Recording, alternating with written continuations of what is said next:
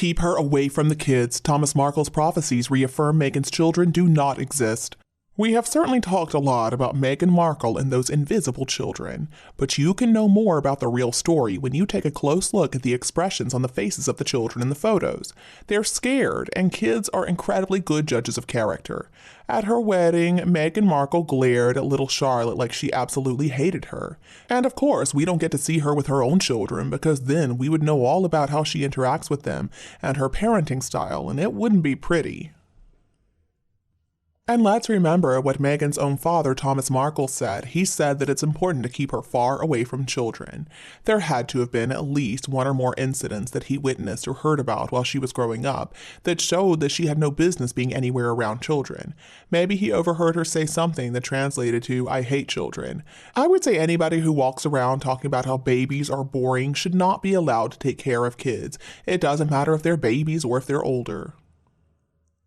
And Meghan Markle is a narcissist, so that means that cute, beautiful children would be kryptonite for her because they would take away all the attention in the room, and Meghan cannot have that. Meghan is not a motherly person. She just doesn't have any maternal instincts. She seems disgusted by children. She's always trying to keep them at arm's length when she doesn't have to interact with them. And I know the sugars are going to talk about the times that Meghan hugged little children in public or read books to them. But let's remember, she was just using them to try to make herself look warm and charitable, and she was using her pathetic acting skills during those times. Inside, Meghan Markle probably couldn't wait to get away from those little brats, whoever they happen to be. At this point, I think the best case scenario is that the kids don't exist. Such a lonely and harmful life for them if they are real, so far at least. Meghan doesn't have enough self-awareness to understand that the way that she's parenting those children is incredibly harmful. I'm guessing Meghan right now is trying to figure out some award that she can buy for herself that's going to praise her parenting skills and convince everybody that she's this amazing mother. Meghan is known, though, to have a very nasty temper, and it's also been suspected that she's had physical fights with Harry. Just think about Joan Crawford and Mommy Dearest. That is always what I assume when I think about Meghan Markle as a mother. Meghan would never accept parenting classes. She would never want to get into counseling to be a better mother. The only way to fix this situation is to remove the kids, if they exist, from her care. Narcissists are basically always child abusers. See, they don't have any empathy and they don't feel like being protective. They're not kind people, so of course they're not going to be good parents. They're cowardly, they're bullies, and they want to psychologically abuse children, really mess with their heads, make them cry, hurt them. They hate kids also because people are usually nice to kids and give them attention instead of the narcissist. A royal commentator weighed in, saying, maybe that is due to another story we haven't heard about, dating back to Meghan's babysitting while a student at university. There is always a possibility that Meghan was guilty of inappropriate behavior or child cruelty of some sort, that a child she minded complained to her parents about, or she was caught out when they came home early. I guess Thomas could have received a complaint. Thomas Markle said that because Meghan is toxic, she harms anyone or anything she comes in contact with. It is the same reason we keep household cleaners away from children. They're toxic. They're deadly when you get too close or when they get inside of you. We have seen who Meghan is as a person. We know what she cares about. And unfortunately for Meghan, she's never going to get what she craves the most, acceptance by the most important and best people according to Meghan in the Hollywood industry.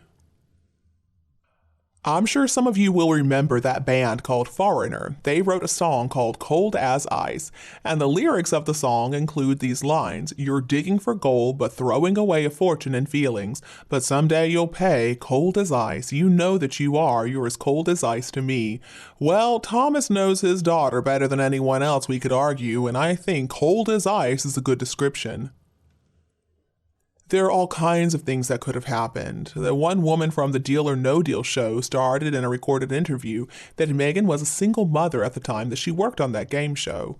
Well, maybe it's true. Maybe she really was, and maybe she lost custody of the child for some very good reasons. There is a story that's been out there claiming that Meghan gave birth to some daughter called Noelle, and Samantha ended up adopting the girl. I mean, who knows? Could be that Meghan was neglecting the child, leaving that little girl at home all by herself when she would go out and attend those all-night parties that Tom Bower described happening when she was working on that show. I mean, I'm only speculating here, but still, Thomas and his older children tell us what they want us to know, and a lot of it is just smoke and mirrors. The fact is, they have been pretty loyal. They have been protective of Meghan's reputation, considering how awful she was to everybody in the family, except, of course, for that mother who was mostly absent when she was growing up. Considering his health problems, I really doubt Thomas Markle is ever going to get to meet those kids. Now, I have never in my life wished harm on anybody, but I do hope that this woman pays dearly for all the evil that she has done in this world. Nothing too drastic, of course. I just hope that she feels a little bit of the pain that she has inflicted on others. My personal opinion is that the worst of it was that Oprah interview when the Queen's elderly husband was in the hospital. He was close to the end of his life, and just think about what they did. And as far as her weak husband, well, he's even worse than she is.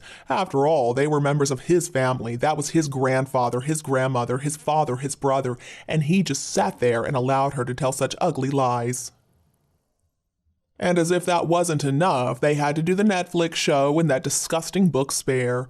I do hope the thoughts of the 30 pieces of silver that he got to betray people who loved him the most, loved him his whole life, protected him, cared for him, I hope that comes back to bite him in the bottom one day. One thing I find kind of funny is that Samantha, Meghan's older sister, will use the term snob when referring to certain of her younger sister's behaviors. Now, the word smug is often used all over social media when we describe the look on Meghan's face. Both terms are interrelated in so many situations, but I think the term sadistic is an adjective that you don't hear very much when describing a family member, unless, of course, they have done something really bad to betray the whole family and ruin their reputation in a very big way. I am certain that MI5, MI6, and the FBI know the truth in this matter, and the media, I think, does too. When Harry and Meghan finally separate and divorce, or maybe Meghan is trying to run for public office, yeah, good luck with that, I think the truth is going to come out. The media, or maybe the Republican Party, they'll know what to do with that information, and I would guess it's going to happen sooner rather than later. See, because Meghan is desperate to move into the next phase of her life with or without Harry by her side. Marrying into the royal family was simply a stepping stone. It was supposed to bring her a lot of money and a lot of social clout in Hollywood. Well, of course, it hasn't really worked out that well, not like she expected it would, so she's going to be ready to move on. Onwards and upwards, that's her motto.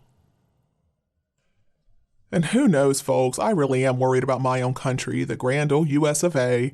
After Trump and Biden, who says that Meghan couldn't be elected? I mean, after all, we are living in the age of woke, and it looks like the motto now is truth is stranger than fiction. The next president of the United States could be gay or a lesbian or trans or even a prostitute or an ex-prostitute like Meghan Markle, voted into office, of course, by these woke people. Marcus Anderson sure has been hanging around Meghan a lot lately. You know, they're planning something, and it's probably nothing good. I mean, who knows? It could just be a new line of celebrity items, like Gwyneth Paltrow's Goop, for example, like her signature candles that supposedly smell like her vagina. Ew, that's so disgusting. Or maybe they're on the hunt for an investor to fund Meghan's run for president of the United States. Or maybe he's just busy trying to introduce her to some of his more wealthy associates, preferably billionaires, of course. You know, she's looking for a new person to marry. The sweetener for the billionaires, who already have everything that money can buy, including a lot of young lovelies, I'm not sure what it's going to be. I guess she's going to sell herself as, oh, I have a prince and princess as my children, you're going to become the stepfather. Will she be successful, though, in attracting a new wealthy idiot? I kind of doubt it. And you, what do you think about Meghan Markle? Let us know your opinion below in the comments section. If you think my video is useful, don't be afraid to like and share it with your friends and family members who need it anytime you want. And don't be afraid to click the subscribe button to get more updates in the future. Thank you so much for tuning in, have a lovely weekend, and we'll be back to see you all tomorrow.